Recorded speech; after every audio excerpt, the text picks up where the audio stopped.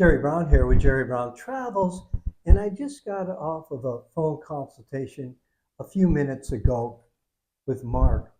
And I typically ask people when they contact me and like to do a phone consultation for them to send me their questions. So Mark emailed me this question. So what I like to do today is I've highlighted them here on my iPad. I'm going to play them back so you can hear what his questions are, and then I will answer them as I did originally on the phone consultation. So let's let you peek or get an insight of how people are asking and what they're asking and how I reply back. So here we go. Let's take a look here.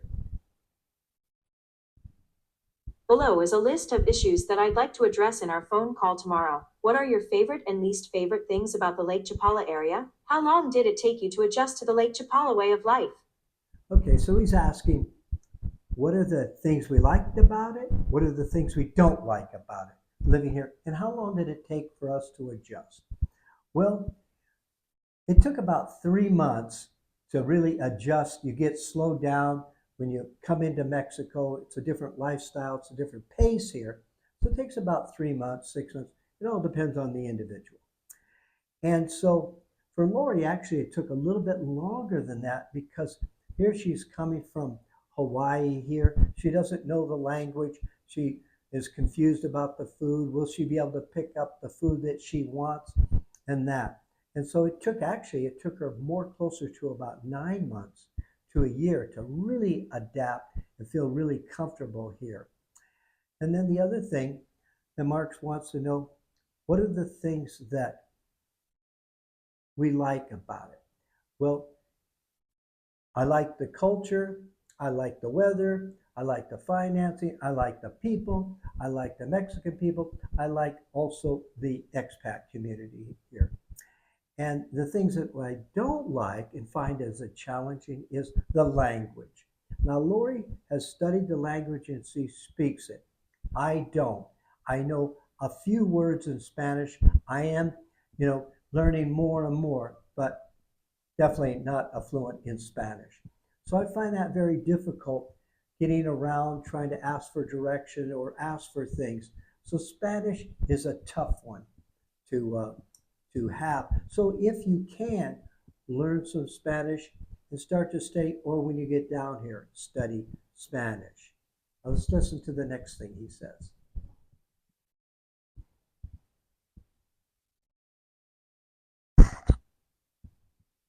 Is there a difference between working with a real estate agent, who is a local, and one who is from the US originally? Are there any agents that you would recommend? What, if anything, do you know about Wendy Howard? Okay, so he's asking, is there a difference between hiring a local, say Mexican real estate agent, or somebody that's come down here that's an expat and that? I personally like a person, didn't make any difference, either local or they've come down. How much experience do they have with the real estate? And how much experience do they have with Mexican real estate? Because the laws are all different.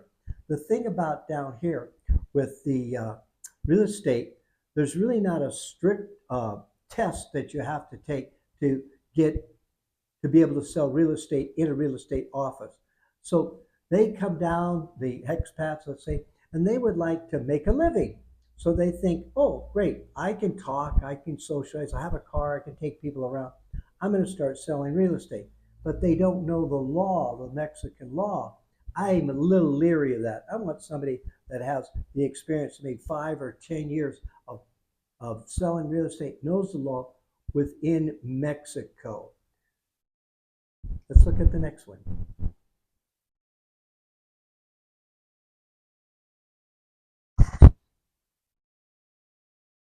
What fees are typically paid by a buyer? Is there a common percentage that one must budget for? What fees are paid to an agent who helps find a rental? Are there rental agents that you would recommend?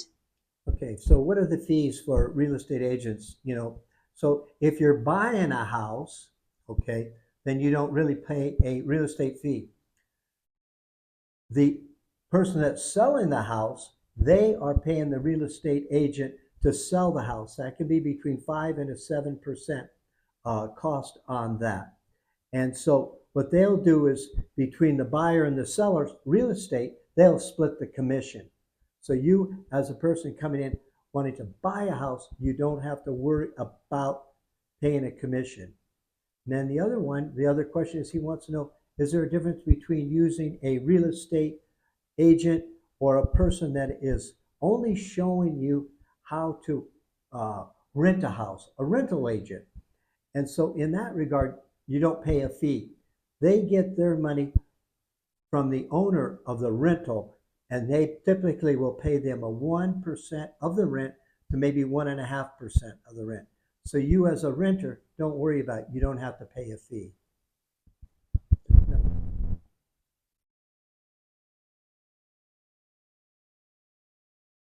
What are the typical costs of utilities, such as electric, propane, water, internet, etc.? Would you recommend keeping our US cell phone service, T-Mobile, or getting a Mexican provider? What is the most reliable internet provider? Those are three excellent questions. Utilities, wondering what the utilities are here. Depends on the size of the home, of course, and depends on your usage. Typically down here, we don't have air conditioning. Most of the homes don't have air conditioning. So you don't have these huge air conditioner bills because you don't need it. Whereas if you're living in uh, Texas or Arizona, in those states that are very hot, so we don't get that here. Uh, so typically, you can probably figure for your utilities maybe between $30 and $50 a month. For your internet and your phone service, you're probably looking at somewhere around $5 to $8 a month. Now, water, if you have to pay for the water, it's not included in the rent if you're renting.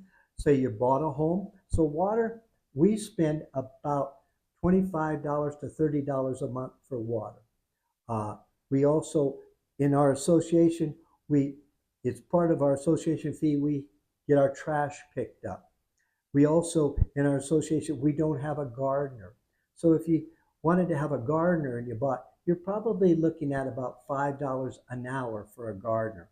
A maid, about the same thing, about $5 an hour for those services. You're, say you want a Netflix and those type of things, streaming services, that you can pick up on your Wi-Fi and get those services that way.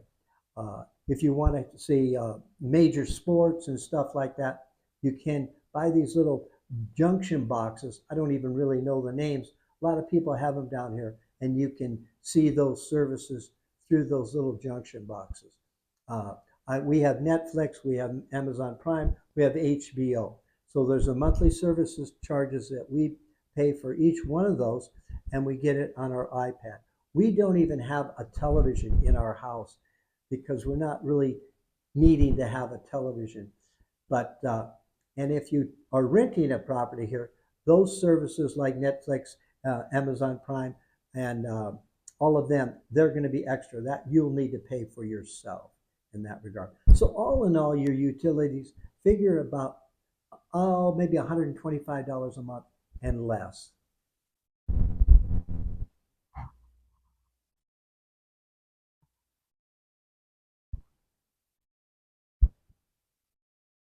Here in Mexico, probably the most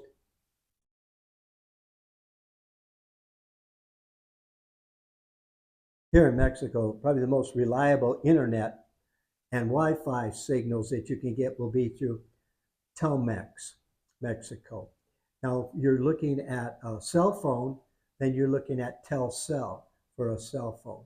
The other thing that he wants to know is the other thing that Mark has asked about is should he keep his U.S. phone number? This is really, really important. If wake up to this part of the video because this is so important. Definitely, 100% keep your U.S. phone carrier. So if you have T-Mobile or Verizon or any of those, make sure you keep that. Don't let that go. It's going to cost you an expensive charge and you're not going to be able to use it that much, but you have to have it to get verification codes if you're using your banking online from the States or maybe a brokerage account from the States. They will want to send you a code down here that will allow you to talk to them when you're on the site. You may be able to get on the site, but you can't talk to them until they send you a code. And they'll only send it to you if you're using a US phone carrier, just like Verizon. Also, check with those companies and verify that you can use that phone out of the country, say in Mexico, and will it expire?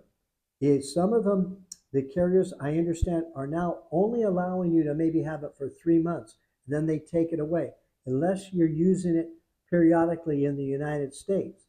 So check with the carrier. That's very important. The laws have changed and there's a real confusion about that. Very important information. The other thing, you cannot sign up for a US phone carrier. Again, the major ones, Verizon or T-Mobile, any of those from Mexico. You have to be in the United States to sign up for them. Don't let that expire. Another tip that he hasn't asked here is about driver's license. You can get a Mexican driver's license, but definitely keep your US or whatever country you're from driver's license. We're noticing now throughout in the world when they want to know identification, say you're renting a car and stuff, they want to see that you have maybe a passport and a driver's license. Of course, to rent a car, you're going to have to need a driver's license, but other things, they'll want to see your driver's license for a verification that you are who you are. So don't let your driver's license expire. That's a real bummer. If you only have a Mexican driver's license, you can use it to rent cars in that regard.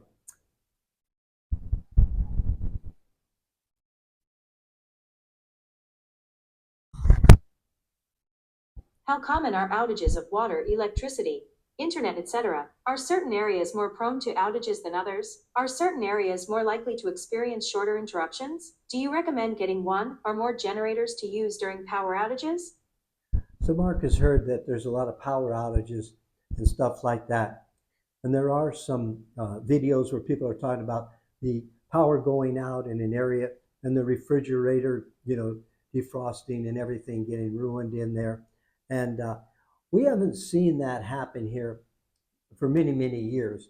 So there is periodic times where the utilities go out, but maybe they go out for 2 or 3 or 4 hours, but they'll come back in.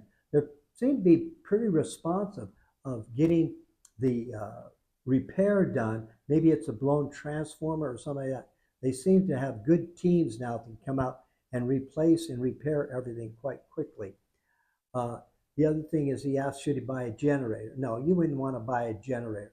If you lived way out in the country and something like that, maybe you'd want to have a generator. But if you're just generally living in this area, don't worry about getting a generator.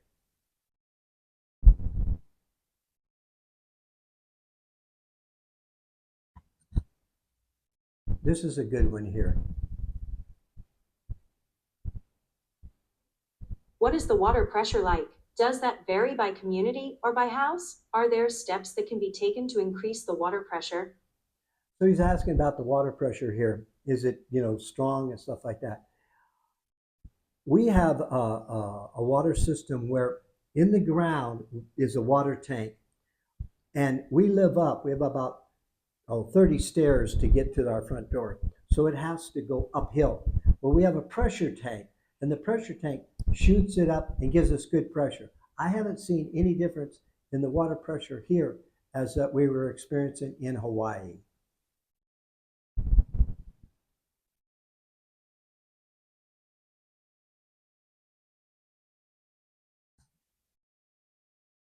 It seems like most houses have some sort of water purification system. Are there certain types to look for or beware of? I have seen listings which indicate 2 whole house purification systems. What is the advantage of that?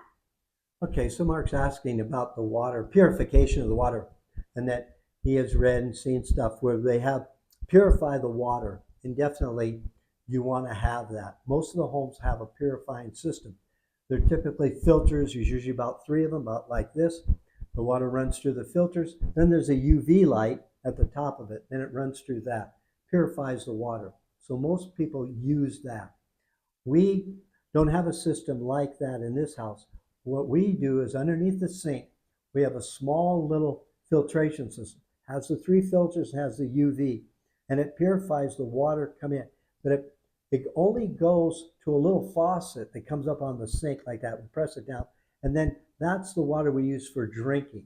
The water out of the faucet, we use that for washing clothes, in the shower, showering, and brushing our teeth. Most generally, the water is good, especially in this area. You don't have to worry about brushing your teeth with bottled water. But other places outside of this area of Chapala, you may need to, say, be cautious and use bottled water. Maybe you're traveling. And when we're traveling, I will use a little baby bottle of water in the bathroom when I'm brushing my teeth, just to be safe. You don't want to get the Montezuma revenge. So those are important things. Water purifying, yes. If you don't have one of those systems, buy the big bottles of water, 5-gallon bottles of water, and use those, and that way you'll stay healthy.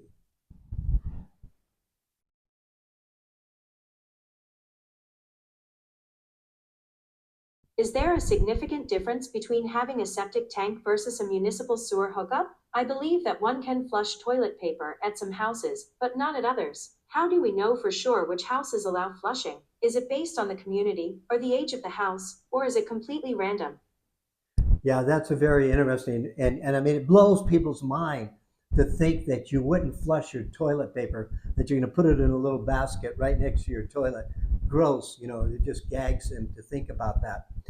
Well, why is the reason that that is common down here? I was in a 5-star hotel the other day. I was just using their bathroom in there. They had a little sign by the toilet area that it says, "Do not flush the toilet paper in there." So it depends where you're at. The reason why that this is common down here, remember, Mexico is not as current with codes and the way to have the modern, say, piping. Piping is what I'm trying to say. So we have a big pipe, and we also, the pipe is put on a grade like this. So when it flushes the toilet, it gets deposited in the sewer or a septic tank.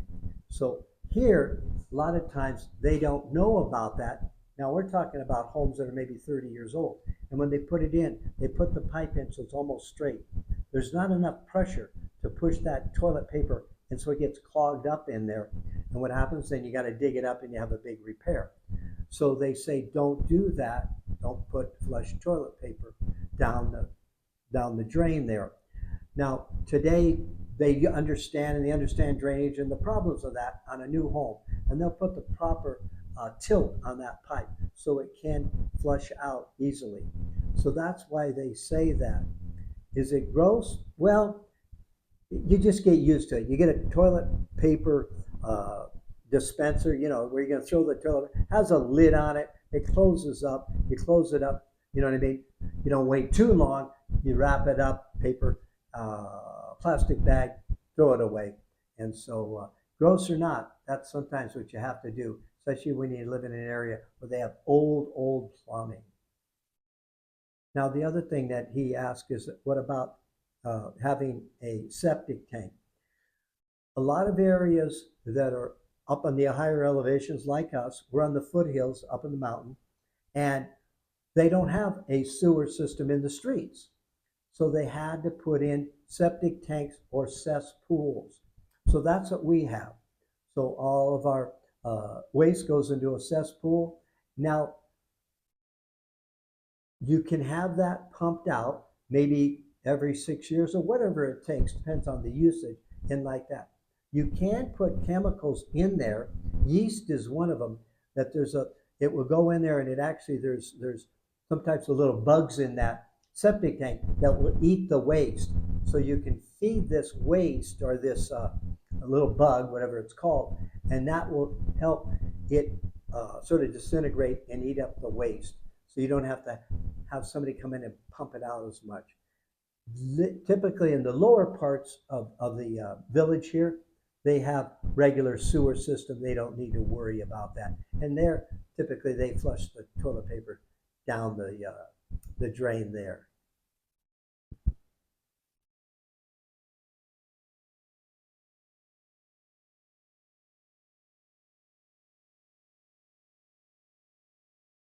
I know that there is a bike lane that runs along the main east-west highway. How safe is it? Do cars venture onto it? Is it well maintained as far as potholes are concerned? Do bicyclists ride recklessly once off the bike path?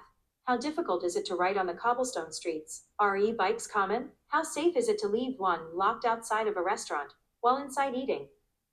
Okay, so there is a large bike path that runs about 25 miles. And is it safe? Well, it's a bike path and it's a walking path. So you have to be careful when you're walking because you could be walking, and if you don't look over your shoulder when you want to merge over, there could be a bike that will come by and run into you. Uh, Also, now that the electric bikes are popular here, a lot of people ride the electrical bikes and they ride really fast. And there's been some accidents with them, with colliding and stuff like that. So the other question they're asking, let's say you have a bike, can you lock it up in front of a restaurant? Typically, you can. You're not going to have any trouble with that. There's really not, this area is really not a petty theft area, so you can be safe with that. But there's other people, they're riding their bike along and there's an intersection and they don't see the red light and they keep going and somebody runs into them. Just recently, there was an accident where a guy was riding his bike. Another biker came across and hit him. He literally went over the embankment into the main street and crashed there. Luckily, there wasn't any cars coming by because it could have been very serious. Maybe he even had lost his life. But overall, people are sharing the ride, sharing the space in there. So you want to be proactive. You want to take care of yourself before you merge over to another lane over or move over a little bit. Look over your shoulder and make sure nobody is coming because they're not going to go bike back or, hey, I'm coming behind you. They just come by like that. So be proactive and be careful.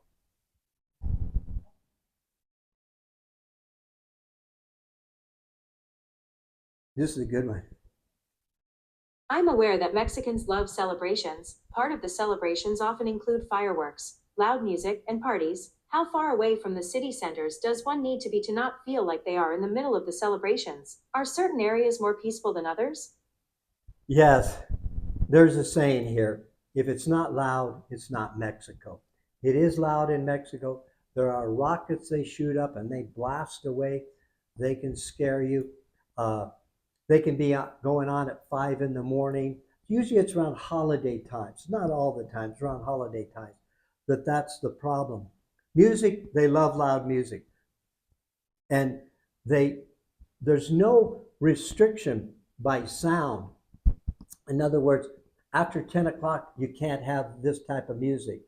Even if you call the police to have them go to somebody's house and complain to them, they typically they're not going to do anything. The police may not even do that because they're also like the music loud.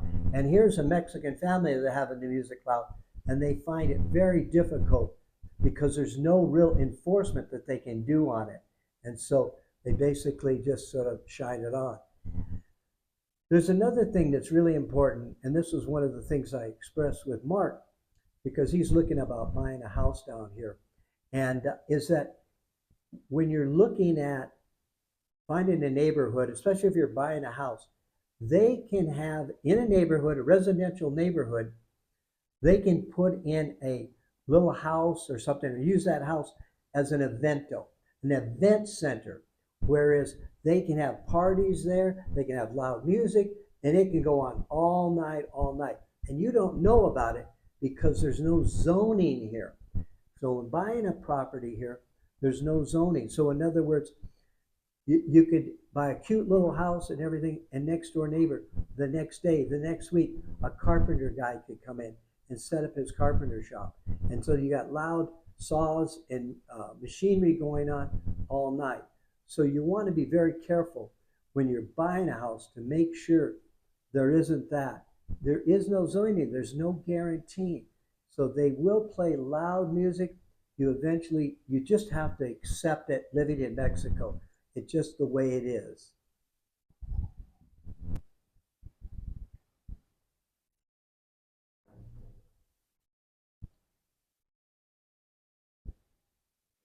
I love to play pickleball. I know that there are courts located at the Hotel Monte Carlo, Hotel Rio, Mel's, and the Racket Club. Are there other courts that I'm unaware of? Do you know which of those courts are most popular?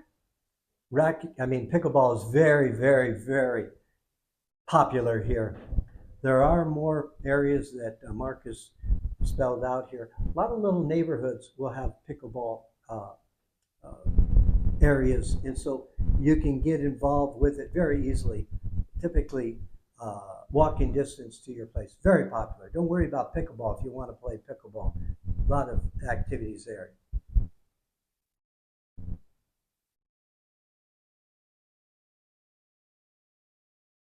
If we live in an area that is within walking distance of restaurants or other evening experiences, is it safe to walk home after dark? Are there areas that we should avoid? Are streetlights common or uncommon?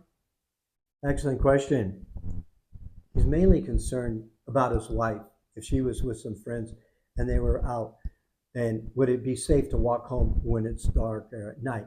Well, like I said to Mark, here by 9 o'clock, everybody's in bed. It's a retirement community. So people aren't out real late.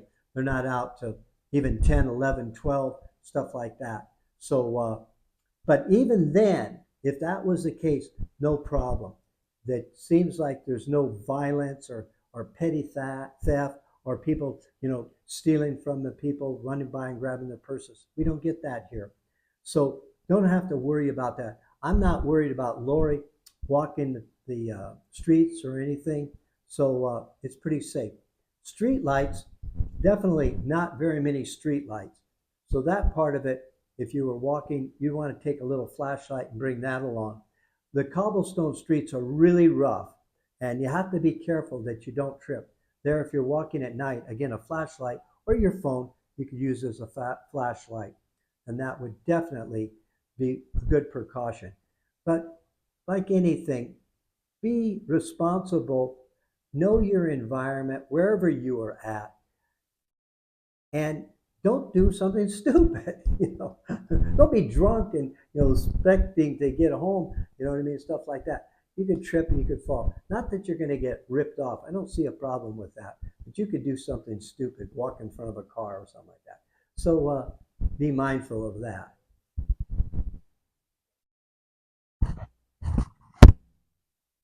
Which communities would you recommend? We have spent quite a bit of time looking at real estate listings, but we don't know much about what is not shown in the photos.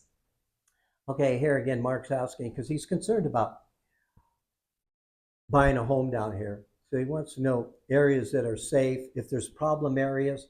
And there are problem areas. And this is why we're going to set up an appointment in October to go over, and he's going to come down. We're going to take a whole day tour of the area. And I'm going to be able to show him areas where there are problems, where there's these eventos, where they put in these houses that are entertainment houses, and where they're at, you would never know that they're there. So I try to show that, or areas where there is bad water. The wells are bad there.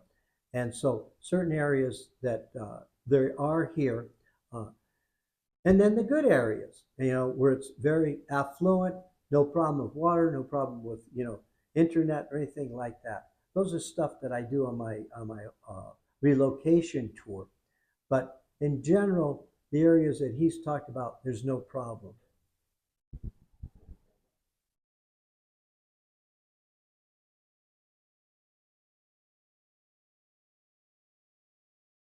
We are currently especially interested in some different houses. One is in Chula Vista Sur and one is in Upper La Floresta. Do you have any thoughts about those neighborhoods specifically? We have seen listings for houses in Riberas that seem interesting. Is that an area that we should consider or avoid?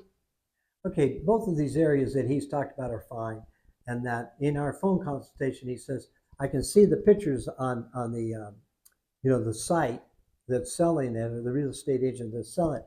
but I don't know what's around it. And that's it right there, because you don't know what's around it.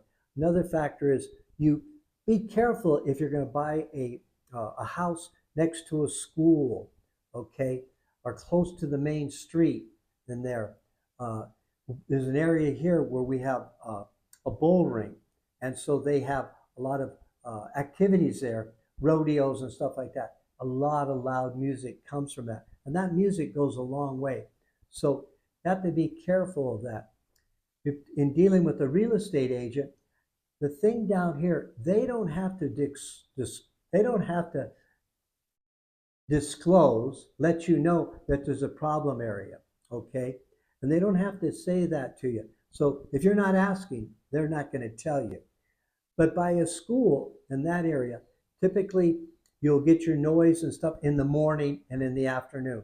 So maybe if you are looking at a property by a school, go there in the morning when school is, starting, the kids are starting to come. You'll hear, it's just kids noise and talking and laughing and everything else, but you'll check it out for yourself to see if you want that in your neighborhood. If the house is priced right, that you'll put up with that noise or something like that.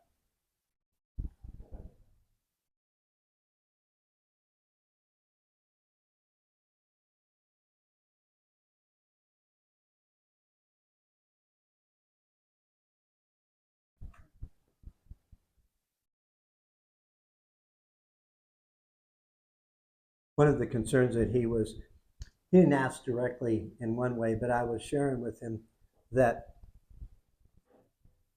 you don't have to worry about walking through neighborhoods that there is a gang there, okay? Like in the States, or maybe you walk through certain neighborhoods and these gangs, they say this is our neighborhood, and they get real defensive. They say, why are you in our neighborhood? And that. So then that's where the problems start. Then you go to another neighborhood, it could be different nationality, and they're asking, why are you our neighborhood? They don't think like that down in the deeper part of Mexico here. They don't have that in their consciousness of having a territory. They just see everything is all open, and we just live here, live in harmony, because it's very family orientated. So you don't have to worry about that type of a situation down here.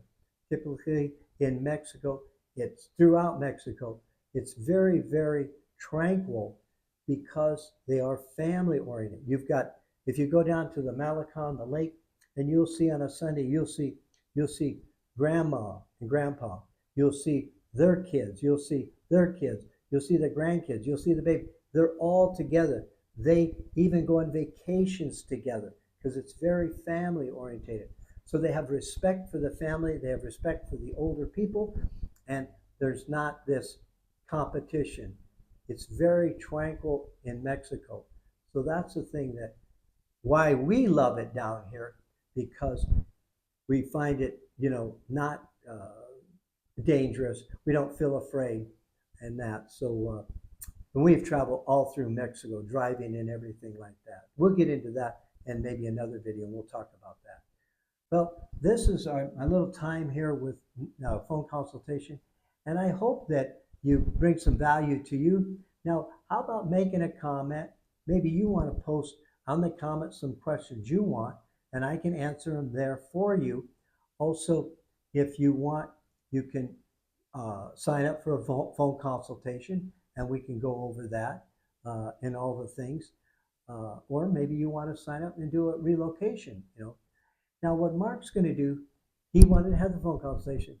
Then he's going to go back. Now he's going to sort of digest it all and then see if they want to make the next decision to come down here. He's not signed up for a temporary or a permanent visa yet. And I told him, don't sign up for that until after you come down, see that you like it, then go back and get your paperwork straightened out. Financially, he's okay. And get your paperwork straightened out. Then you'll decide how much you want to maybe sell things or not sell things, what you want to do with your home, if you want to sell it, or maybe you just want to rent it out and check it out for a year down here. A lot of things that that he has open to his, you know, he has open to himself. So I'm chopping it up here, but I want to get this video off to you soon. So I don't want to spend a lot of time editing. I hope this has been helpful to you. Jerry Brown here for Jerry Brown Travel.